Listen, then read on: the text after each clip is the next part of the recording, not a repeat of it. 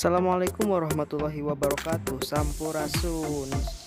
Tepang deui sareng Kakang. Jadi ayeuna Kakang rek ngajelaskeun yen di dieu teh di Situ Cimonteng ayeuna kaayana tos sapertos kieu.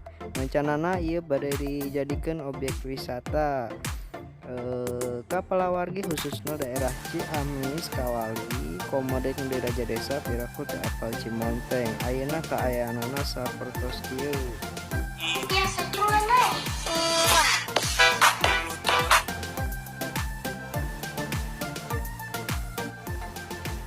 Jadi dina video kali ieu urang lain rek ngajelaskeun ti mana ieu asalna cai jeung sabaraha jerona ieu cai jeung makhluk naon nu aya dina jero cai.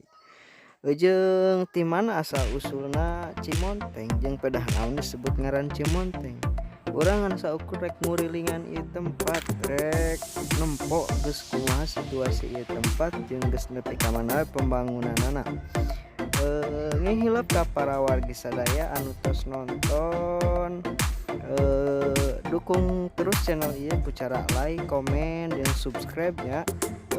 Ngihilep deui bagikeun ieu oge di media sosialna, di Facebook, di WA, ka babaturanna ambi harapaleun yen kaayaan Cimonteng ayeuna.